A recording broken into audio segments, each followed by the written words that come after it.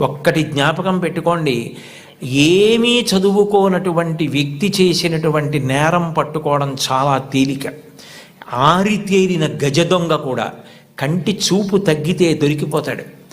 ఎప్పుడో అప్పుడు దొంగతనాలు చేసే వ్యక్తి దొరుకుతాడు. చాలా బాగా చదువుకుని, గొప్ప ఇంజనీరింగ్ చదువుకుని, ఎంతో విద్య వచ్చిన తరువాత తనకొచ్చినటువంటి గొప్ప విద్యని ఆసరాగా చేసుకొని ఇతరులను మోసం చేసి కోట్లు సంపాదించడానికి అలవాటు పడ్డాడనుకోండి, అతను ప్రపంచంలో ఎక్కడెక్కడో దాగి ఏవేవో చేస్తున్నా అతన్ని పట్టుకోవడానికి పోలీస్ వ్యవస్థ అంతా కష్టపడవలసి వస్తుంది. చదువుకున్నవాడి చదువు దేనికి పనికి రావాలి అంటే సమాజాన్ని ఉద్ధరించడానికి పనికి రావాలి. అంతేకాని చదువుకున్న చదువు సమాజాన్ని పాడు చేయడానికి పనికి రాకూడదు. మీరు ఒక కలెక్టర్ అయితే మీరు కలెక్టర్గా గుర్తుండిపోయేటట్టుగా జిల్లాని పరిపాలించగలగాలి. ఒక్కొక్క కలెక్టర్ అలా జ్ఞాపకం ఉండిపోతారు. సందర్భం వచ్చింది కాబట్టి నేను చెప్తున్నాను. కార్తికేయ మిశ్రా గారని మా జిల్లాకి కలెక్టర్గా వచ్చారు. డొక్కా సీతమ్మ గారి విగ్రహం పెడుతూ ఆయన డొక్కా సీతమ్మ గారి గురించి నేను ప్రసంగాలు చేశానని మా ఇంటికి వచ్చారు.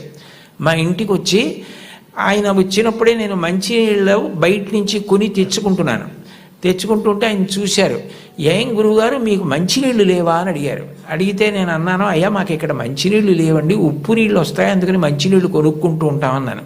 మీకేనా ఈ ప్రాంతం అంతానా అన్నారు. ఈ ప్రాంతం అంతా మంచినీళ్ళు లేవండి అన్నాను. ఆయన మీరు నమ్మండి నమ్మకపోండి, ఇప్పుడు కార్తికేయ మిశ్రా గారిని పొగిడితే నాకేదో ఆయన పదవి ఇస్తారనడానికి నేను ఉన్న ఉద్యోగమే పదవీ విరమణ చేసేశాను. నాకేం దాని మీద ఆశ లేదు. యథార్థం చెప్పాలి కాబట్టి చెప్తున్నాను. ఆయన హతాశులై సోఫాలో వెనక్కి కూర్చుని నేను జిల్లా కలెక్టర్గా ఉన్న చోట మంచినీళ్ళు లేక ఇంతమంది ఇబ్బంది పడితే నాకు అది అవమానం గురువుగారు, పరమ అవమానం అని వెంటనే ఫోన్ చేసి అధికారులతో మాట్లాడి మీరు నమ్మండి 10 రోజుల్లో ఇళ్ళకి కాదు కొళాయి వేయించుకోలేని వాళ్ళు నీళ్లు పట్టుకోవడానికి కూడా గొట్టాలు వేయించారు. ఇప్పటికే ఆ ప్రాంతం అంతా కార్తికేయ మిశ్రా గారిని తలుచుకుంటారు. అంటే నువ్వు కలెక్టర్ అయితే అలా పేరు తెచ్చుకోగలగాలి.